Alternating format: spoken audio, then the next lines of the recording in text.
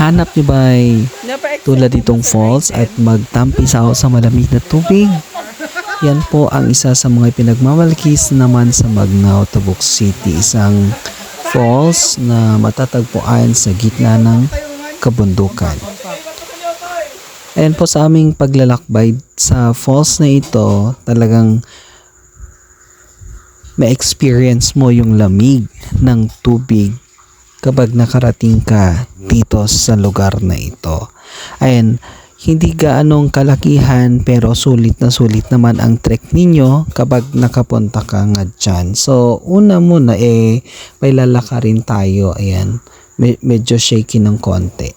May lalakarin tayo ng ilang kilometro, siguro aabutin ng 1 oras. Depende po sa bilis ng paglakad ng mga tao. From the highway, ayan, maglalakad pa tayo. Ang maganda dito ay may bahay na pwedeng pagtanungan kung nandyan sila, and of course pwedeng magstay muna dyan, pwedeng magpahinga dyan.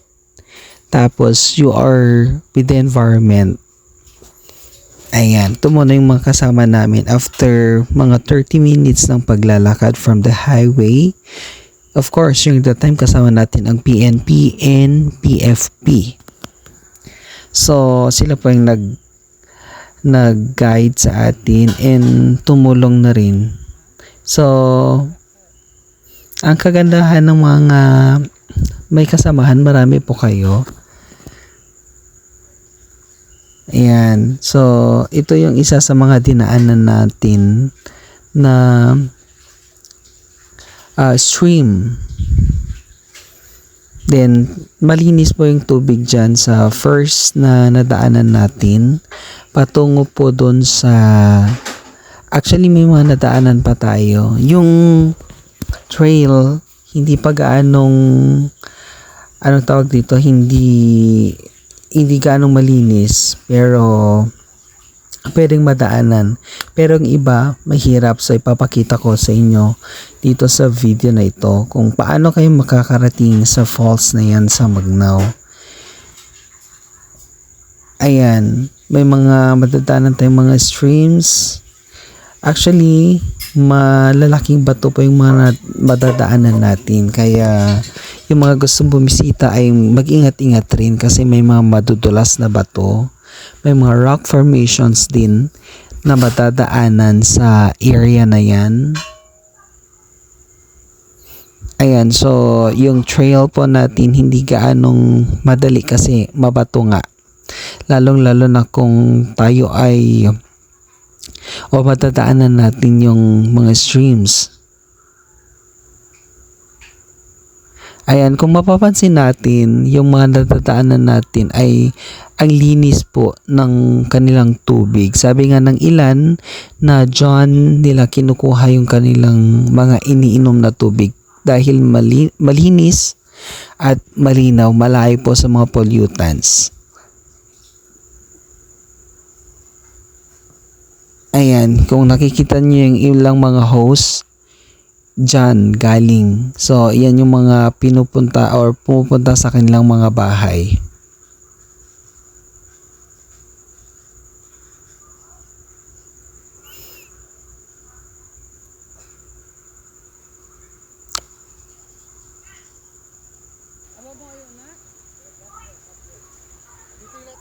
Ayan, talagang ang linis ng kanilang tubig. So, kung makikita ninyo at mapapansin ninyo dyan, ayan, nagpahinga muna yung mga kasama natin. Ayan, ito yung sinasabi kong hindi madali dahil madulas yung ilang mga trails.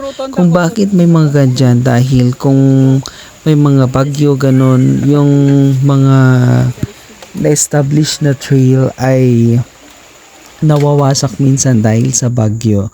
Nasisira yung mga established na trail. Kaya kailangan natin na dumaan sa ilang mga areas na yan, actually masukal po yung ilang daanan, pero nagawa naman ng paraan.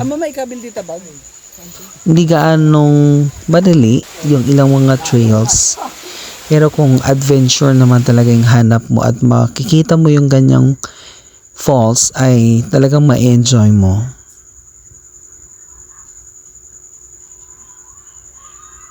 Narating nga po natin. Ito muna nagpahinga yung mga kasama natin nung narating natin yung isa sa mga falls. Ito yung first na pupuntahan natin pero may susunod pa, although yun lang mas ano lang yung height niya is mababaw lang. Yan. After ng first na falls natin, pumunta tayo dun sa taas niya, which is mas mahirap yung daanan dahil mas madulas. Ayun, pabalik tayo. Yan, naghanap pa sila ng madadaanan na trail. Ayan, inayos muna, nilinisan. Ayan. So, kung adventure talaga yung hanap mo, pwedeng-pwede ka dito. Kasi talagang mag-e-enjoy ka sa paghahanap ng mga madadaanan. Ayan, madulas yung ilang mga parts na dadaanan dyan kasi nga hindi pa establish yung mga trail dahil nga nasira noon, pero nagpatuloy pa rin tayo. Ayan, yung mga nauna sinundan lang natin. Nakarating nga tayo dyan. Ito, pababa na tayo dun sa dun sa taas ng falls. Medyo mahirap nga lang yung daanan pero nakayanan naman.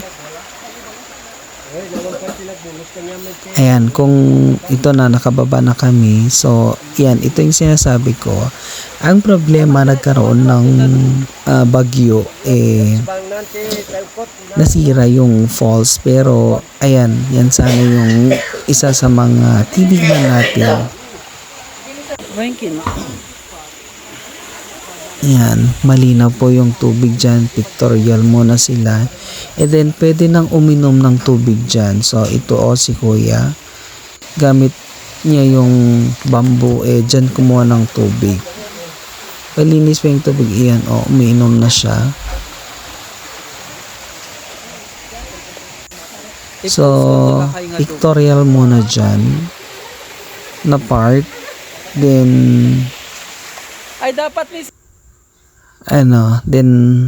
kaunting pahinga. So, pictorial and then kaunting kain. Tapos, bumalik na kami. Mas madali na lang bumalik dahil pababa na yung daanan.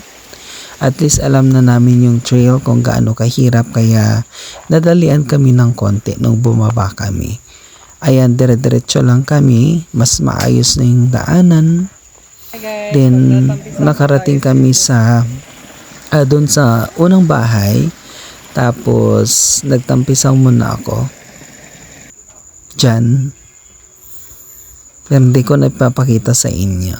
So ayan, kapag nandyan ka sa Magnaw, makikita mo yung ganitong kapaligiran. May mga tinanim na prutas at may mga farm din dito. So super na mag-e-enjoy ka if you're adventure lover. Bye! Maraming salamat sa inyo lahat.